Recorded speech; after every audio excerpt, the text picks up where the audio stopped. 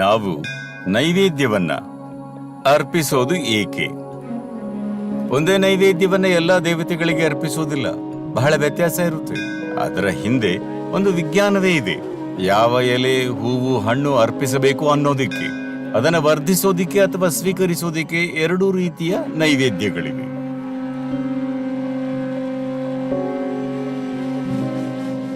ಯಾಕಂದ್ರೆ ಅವರಿಗೆ ತಿನ್ನಬೇಕಿದೆ. ದೇವರು ತಿನ್ನದಿದ್ರೆ ನಾವು ಹೇಗೆ ತಿನ್ನೋದು? ಇಲ್ಲ, ಹಾಗಲ್ಲ. ಇದರಲ್ಲಿ ಬಹಳ ವಿಷಯಗಳಿವೆ. ಅದೆಲ್ಲದಕ್ಕೂ ಹೋದ್ರೆ ನಿಮಗೆ ಸ್ವಲ್ಪ ಜಾಸ್ತಿ ಆಗಬಹುದು. ಅದರಲ್ಲಿರೋ ಒಂದು ಸರಳ ಅಂಶ ಅಂದ್ರೆ ಭಕ್ತಿ. ವಿಜ್ಞಾನನೂ ಇದೆ, ಆದ್ರೆ ಮೂಲ ವಿಷಯ ಭಕ್ತಿ. ನಿಮ್ಮ ಮನೆಗೆ ಅತಿಥಿ ಬಂದ್ರೆ ಇಲ್ಲಿ ನಾವು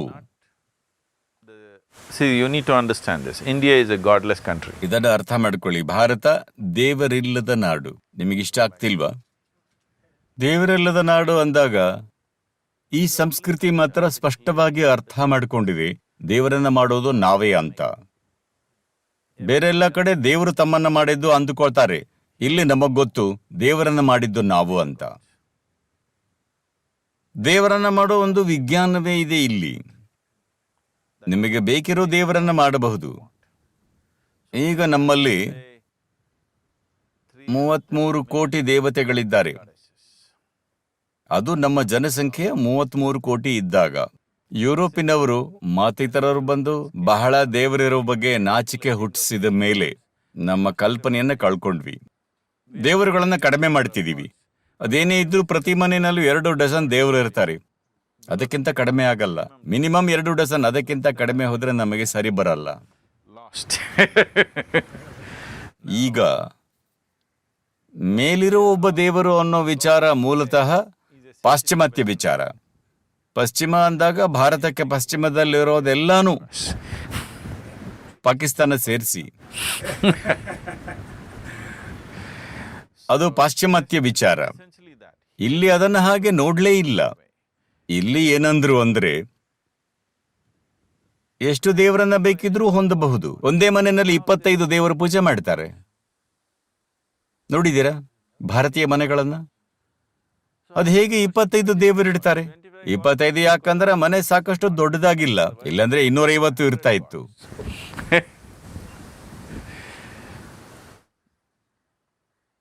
ಇದು ದೇವರನ್ನ ನಿರ್ಮಿಸೋ ವಿಜ್ಞಾನ. ಅಂದ್ರೆ ನಮಗೆ ಅರ್ಥ ಆಯ್ತು, ಅಸ್ತಿತ್ವ ಅನ್ನೋದು ಎಲ್ಲಾ ಕಡೆ ಅದೇ ಶಕ್ತಿ ಅಂತ. ಅದೊಂದು ಬಂಡೆಯಾಗಿರಬಹುದು, ಮರವಾಗಿರಬಹುದು, ಹೂವಾಗಿರಬಹುದು, ಹಣ್ಣಾಗಿರಬಹುದು, ಪ್ರಾಣಿ, ಪಕ್ಷಿ, ಮನುಷ್ಯ ಆಗಿರಬಹುದು. ಕಲ್ಲು ಮನುಷ್ಯ ಆಗಬಹುದು ಅಂತಾದ್ರೆ ನೋಡಿ, ಮಣ್ಣಾಗಿದ್ದಿದ್ದು ಅಲ್ಲಿ ಭೂಮಿಯಾಗಿದ್ದಿದ್ದು ಧಾನ್ಯ ಆಯ್ತು. ಧಾನ್ಯ ಆಗಿದ್ದಿದ್ದು ಇಲ್ಲಿ ಅಲೆಕ್ಸಾಂಡರ್ ಆಗಿ ಕೂತಿದೆ. ಹೌದಾ ಅಲ್ವಾ? ಅಲ್ವಾ? ಹೌದಾ ಅಲ್ವಾ? ನಿನ್ನೆ ಅಲ್ಲಿತ್ತು, ಅದರ ಮೇಲೆ ನಡೆದಾಡ್ತಿದ್ದೆ. ಇವತ್ತು ಅಲೆಕ್ಸಾಂಡರ್ ಆಗಿ ಕೂತಿದೆ. ಹಳೆ ಅಲೆಕ್ಸಾಂಡರ್ ದಿ ಗ್ರೇಟ್ ಈಗ ಅಲ್ಲಿದ್ದಾನೆ. ಹೌದಾ ಅಲ್ವಾ? ಮಣ್ಣು ಅಲೆಕ್ಸಾಂಡರ್ ಆಗಬಹುದಾದ್ರೆ ಅದನ್ನ ಇನ್ನೂ ಹೆಚ್ಚಿನದ್ದಾಗಿಸೋಕೆ ಆಗಲ್ವಾ? ನಾವಿದನ್ನ ಅರಿತುಕೊಂಡ್ವಿ. ಇದನ್ನ ಪ್ರಾಣ ಪ್ರತಿಷ್ಠೆ ಅಂತಾರೆ. ಈ ಮಣ್ಣು ಮನುಷ್ಯ, ಮರ, ಹೂವು, ಹಣ್ಣು ಆಗಬಹುದಾದ್ರೆ ನೀವು ಸೂಕ್ತ ಪ್ರಕ್ರಿಯೆಗಳನ್ನ ಮಾಡಿದ್ರೆ ಅದು ದೈವಿಕವಾಗುತ್ತೆ, ದೈವಿ ಸನ್ನಿಧಿಯಾಗುತ್ತೆ. ಇದೇ ಪ್ರಾಣ ಪ್ರತಿಷ್ಠೆಯ ವಿಜ್ಞಾನ. ಹೀಗೆ ಜನರು ಪ್ರತಿಷ್ಠಾಪಿಸಿದ್ರು. ಅನೇಕ ರೀತಿಯ ದೇವರುಗಳು, ಬೇರೆ ಬೇರೆ ಉದ್ದೇಶಗಳಿಗೆ ಬೇರೆ ಬೇರೆ ದೇವರುಗಳು. ಇದು ಕೇವಲ ನಂಬಿಕೆ ಅಲ್ಲ. ದೇವಸ್ಥಾನಕ್ಕೆ ಹೋಗಿದ್ದೀರಾ? ಧ್ಯಾನಲಿಂಗಕ್ಕೆ ಹೋಗಿ ಕೂರಿ, ಹೇಗನ್ಸುತ್ತೆ ನೋಡಿ. ಲಿಂಗ ಭೈರವಿಗೆ ಹೋಗಿ ಹೇಗನ್ಸುತ್ತೆ ನೋಡಿ. ವಿಭಿನ್ನವಾಗಿರುತ್ತೆ. ಆದಿಯೋಗಿ ಆಲಯದಲ್ಲಿ ಕೂತು ನೋಡಿ, ಅದು ವಿಭಿನ್ನ. ಅವನ್ನ ವಿಭಿನ್ನವಾಗಿ ಪ್ರತಿಷ್ಠಾಪಿಸಲಾಗಿದೆ. ಅದೇ ಶಕ್ತಿಯ ವಿವಿಧ ಅಭಿವ್ಯಕ್ತಿಗಳು. ಈಗಲೂ ಅದು ಒಂದೇ. ಅದೇ ಶಕ್ತಿ ಒಂದು ಕಲ್ಲಾಗಿ, ಮರವಾಗಿ, ಹೂವಾಗಿ, ಹಣ್ಣಾಗಿ, ಪ್ರಾಣಿ, ಪಕ್ಷಿ, ಮನುಷ್ಯನಾಗಿ ವ್ಯಕ್ತವಾಗ್ತಿದೆ. ಅದನ್ನೇ ಅತ್ಯಂತ ಸೂಕ್ಷ್ಮವಾಗಿಸಿದ್ರೆ ಅದು ದೈವವಾಗುತ್ತೆ. ಹೀಗೆ ಇಲ್ಲಿ ನಾವು ದೇವರು ಇಳಿದು ಬರೋದನ್ನ ಕಾಯಲಿಲ್ಲ. ನಮಗೆ ಬೇಕಾದ ಹಾಗೆ ನಿರ್ಮಿಸಿದ್ವಿ. ನಮಗಿನ್ನೂ ಆ ಸ್ವಾತಂತ್ರ್ಯ ಇದೆ.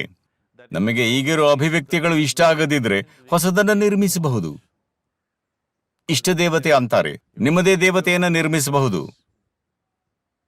ಈ ಸ್ವಾತಂತ್ರ್ಯ ಎಲ್ಲೂ ಇಲ್ಲ. ಇದು ಪರಮ ಪ್ರಜಾಪ್ರಭುತ್ವ. ನೀವು ನಿಮ್ಮದೇ ದೇವರನ್ನೂ ನಿರ್ಮಿಸಬಹುದು. ಬೇರೆಯಲ್ಲಿ ಈ ಸ್ವಾತಂತ್ರ್ಯ ಇದೆ ಹೇಳಿ ನೋಡೋಣ. ಅವರು ಹೇಳಿದ ದೇವರನ್ನ ನಂಬಬೇಕು, ಇಲ್ಲ ಅಂದ್ರೆ ಸಾಯ್ತೀರಿ. So, ನೀವು ಕೇಳಿದ ಪ್ರಶ್ನೆ, ನೈವೇದ್ಯ ಏಕೆ ಅರ್ಪಿಸ್ತೀವಿ? ಒಂದೇ ನೈವೇದ್ಯವನ್ನ ಎಲ್ಲಾ ದೇವತೆಗಳಿಗೆ ಅರ್ಪಿಸೋದಿಲ್ಲ, ಬಹಳ ವ್ಯತ್ಯಾಸ ಇರುತ್ತೆ. ಆ ಶಕ್ತಿಗೆ ಏನು ಬೇಕಿದೆಯೋ ಅದನ್ನ ಅರ್ಪಿಸ್ತೀವಿ. ಉದಾಹರಣೆಗೆ ಧ್ಯಾನಲಿಂಗ, ಏನು ಅರ್ಪಣೆಗಳಿಲ್ಲ, ಅವನಿಗೇನು ಬೇಕಾಗಿಲ್ಲ. 1000 ವರ್ಷ ಅಲ್ಲಿಗೆ ಯಾರು ಹೋಗದಿದ್ರು ಆಗಲೂ ಅವನು ಹಾಗೇ ಇರ್ತಾನೆ. ಅವನು ಸುಮ್ಮನೆ ಕೂರ್ತಾನೆ. ಅವನೊಬ್ಬ ಯೋಗಿ, ಅವನಿಗೆ ಏನೂ ಬೇಕಾಗಿಲ್ಲ. ಆದರೆ ಭೈರವಿಯೇ ಹಾಗಲ್ಲ, ಪ್ರತಿದಿನ ಅರ್ಪಣೆ ಮಾಡಬೇಕು, ಅವಳ ಕಾಳಜಿ ವಹಿಸಬೇಕು. ಕಾಳಜಿ ವಹಿಸದಿದ್ರೆ ಮೊದಲು ಸಿಟ್ಟಾಗ್ತಾಳೆ, ನಂತರ ಅವಳು ಕ್ಷೀಣಿಸ್ತಾಳೆ. ಅವಳು ಸಿಟ್ಟಾದ್ರೆ ನಾನು ಇಲ್ಲಿರೋಕೆ ಬಯಸಲ್ಲ. so ಅವನ್ನ ವಿಭಿನ್ನವಾಗಿ ಮಾಡಲಾಗಿದೆ. ಪ್ರತಿ ದೇವತೆಗೂ ನಿರ್ದಿಷ್ಟ ರೀತಿಯ ನೈವೇದ್ಯ ಇದೆ. ಅದು ಆ ಶಕ್ತಿಯನ್ನ ವರ್ಧಿಸಿ ಬೆಂಬಲಿಸುತ್ತೆ. ಅದರ ಹಿಂದೆ ಒಂದು ವಿಜ್ಞಾನವೇ ಇದೆ. ಯಾವ ಎಲೆ, ಹೂವು, ಹಣ್ಣು, ನೈವೇದ್ಯ ಅನ್ನೋದು ಪ್ರತಿ ದೇವತೆಗೂ ಬೇರೆ ಬೇರೆಯಾಗಿರುತ್ತೆ. ಇವತ್ತು ಬಹಳ ಜನ ಸುಮ್ಮನೆ ತಮಗೆ ಅನಿಸಿದ್ದನ್ನ ಮಾಡ್ತಿದ್ದಾರೆ. ಆದರೆ ಸಂಪ್ರದಾಯವನ್ನ ನೋಡಿದ್ರೆ ನಿಖರವಾಗಿ ಹೇಳಿರ್ತಾರೆ, ಈ ದೇವತೆಗೆ ಇದನ್ನೇ ಅರ್ಪಿಸಬೇಕು ಅಂತ. ಏಕೆಂದರೆ ಪ್ರತಿ ವಸ್ತುವಿಗೂ ಅದರದ್ದೇ ಅನುರಣನ ಇರುತ್ತೆ. ನೀವು ಈ ದಿನ ಈ ಬಿದಿರಿನ ಎಲೆಯನ್ನ ಹಿಡ್ಕೊಂಡು ಹೇಗನ್ಸುತ್ತೆ ನೋಡಿ, ಆ ಮರದ ಎಲೆಯನ್ನ ಹಿಡ್ಕೊಂಡು ಹೇಗನ್ಸುತ್ತೆ ನೋಡಿ. ಪ್ರತಿ ಮರದ ಎಲೆ ಬೇರೆ ತರಹ ಅನ್ಸುತ್ತೆ, ನೀವು ಸಂವೇದನಾಶೀಲರಾಗಿದ್ರೆ. ಇಲ್ಲ ಅಂದ್ರೆ ಎಲ್ಲವನ್ನೂ ನಿರ್ಲಕ್ಷಿಸ್ತಾ ಬದುಕುತ್ತೀರಿ. ಹಾಗಾಗಿ ಒಂದು ದೇವತೆಗೆ ಏನು ಅರ್ಪಿಸ್ತೀರಿ ಅನ್ನೋದನ್ನ ಹೇಗೆ ನಿಯಮಿಸಲಾಗಿದೆ ಅಂದರೆ, ಅದು ಆ ಶಕ್ತಿಯನ್ನು ವರ್ಧಿಸುತ್ತೆ, ಅದನ್ನ ಬೆಂಬಲಿಸುತ್ತೆ, ಅದನ್ನ ವರ್ಧಿಸೋದಿಕ್ಕೆ ಅಥವಾ ಸ್ವೀಕರಿಸೋದಿಕ್ಕೆ. 2 ರೀತಿಯ ನೈವೇದ್ಯಗಳಿವೆ. ಒಂದು ಕೇವಲ ಅರ್ಪಣೆ ಅಷ್ಟೇ, ಇನ್ನೊಂದನ್ನ ಅಲ್ಲಿಟ್ಟು ಜನರಿಗೆ ಕೊಡಲಾಗುತ್ತೆ. ಈ ರೀತಿಯ 2 ನೈವೇದ್ಯಗಳಿವೆ. ಒಂದು ನಿಮಗೆ, ಒಂದು ದೇವತೆಗೆ.